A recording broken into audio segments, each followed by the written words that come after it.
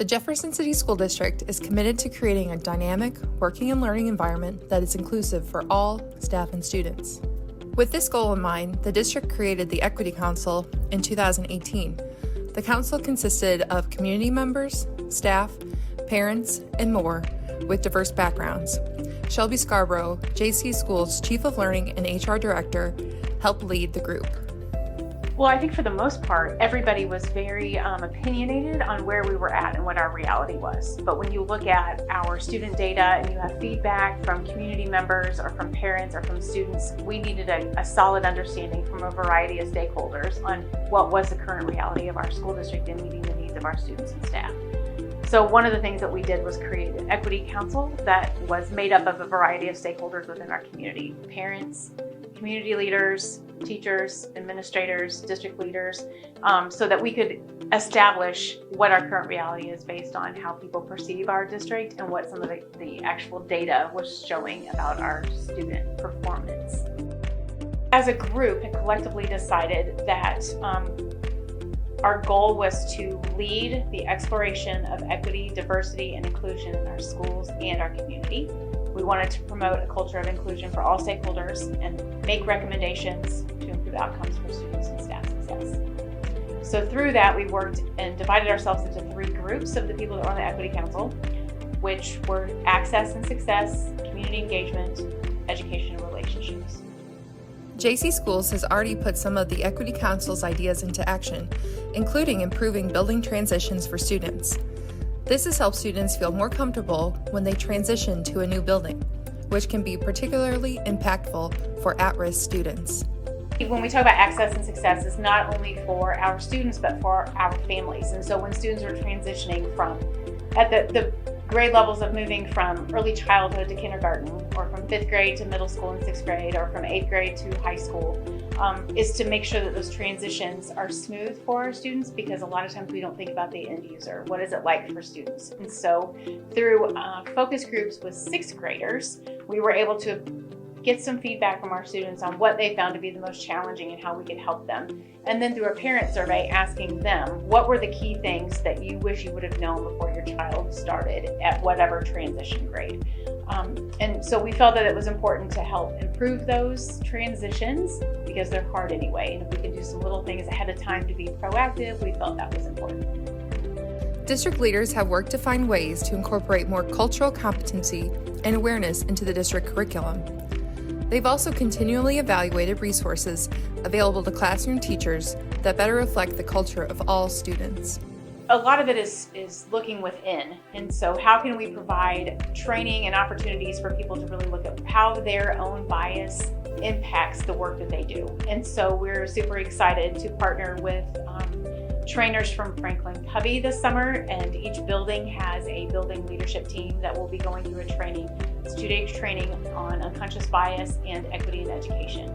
And the whole groundwork of all of this is to help people identify their own bias and how it impacts the work they do, and then how do our systems that we have in our school align with equity for all students or may misalign. And so how can our building teams get in and start training our staff to be aware of how to build those relationships with students, understanding where students come from without passing judgment, just meeting them where they're at, giving them resources that they need, and giving them an environment where they feel that they are truly accepted and able to be who they want to be and do what they would like to do. Superintendent Dr. Larry Linthicum has held focus groups with students of color to better understand their student experiences. Their feedback has provided wonderful insights and allowed JC Schools leaders to see the district through their lenses. Student voice is a big piece because a lot of times we think we know what students are thinking or what their experience is like, but our superintendent, Dr. Larry Linthicum, held a number of focus groups with our secondary students just to get a true reality of what they experience every day, what their perceptions are, because we have to be mindful that perceptions are reality, and especially in the minds of our students. If their experience is different than what we intend for it to be, the only way we're going to know what that is like is by having conversations. And so starting with focus groups, we were able to get a lot of good, authentic feedback from students that is going to help us as we go through the training this summer to be mindful of, this is what we intend for it to be, but are our actions aligned with what we say that we're doing?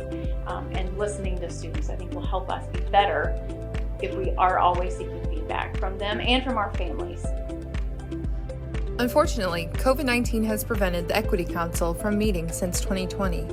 As a result, the district has turned its attention to efforts that were being tackled by the Equity Council. One of the solutions has been a new unconscious bias training first provided to all district leaders. The training is underway this summer for teams of staff in every building. The training includes looking at ways to understand, identify, and confront bias, cultivate meaningful connections, and create high-performing teams. As we started with our district leaders in going through the unconscious bias training, and it was good for us to have conversations because sometimes those uncomfortable conversations have a huge impact if you're willing to have those uncomfortable conversations. So some of the training, the pieces of the training will encourage us to have courageous conversations, to figure out where do we have opportunities that we are missing the mark and we can be better, or where are we doing things that are really, really great, and maybe some things are happening, best practices in buildings that we can share through all of our buildings in terms of community engagement, family involvement, student success, student supports. So hopefully that once we get our training done this summer, we will develop a trainer-trainer model that we will have a district leadership team that will go in and do training for all of our staff. So our goal is 100% of our staff will be trained in cultural competencies by the end of the school year to help us identify where our needs are and how to make things better for our students. I think the most important piece is for people to learn this empathy, because if you take a moment to walk in someone else's shoes, you have a very different perspective. We all, think we have a good idea of what it's like to be in someone else's shoes until you actually sit down and have a conversation. So I think seeking first to understand has probably been the biggest thing that we have focused on this year, is to stop. When everyone was navigating the pandemic differently, that caused us to really see what our students' lives are like outside of school. That has helped us see that maybe we need to stop and really get to know families and students before we just assume that we know what their experiences are like. While JC Schools is proud of the progress so far, the district recognizes there's more work to be done. JC Schools is grateful to have staff who are committed to making improvements. I'm encouraged when we did our staff survey, and we visited with buildings and building leadership teams about where they saw our needs were. And diversity, equity, and inclusion efforts have come up time and time again. So I know our staff is hungry for training, guidance, and how we can help meet our students' needs. So the fact that our staff is excited for this opportunity and willing to engage in any kind of training that can help us with our students, that's encouraging, because our hearts are in the right place. And when your hearts are in the right place, the minds will follow. Community support is a vital part of making changes. JC Schools will continue to engage with community members and parents on how to improve the district. JC Schools is committed to evolving in ways that will benefit our students and schools. The district will remain true to its motto of being stronger together and remains thankful for everyone who supports JC Schools.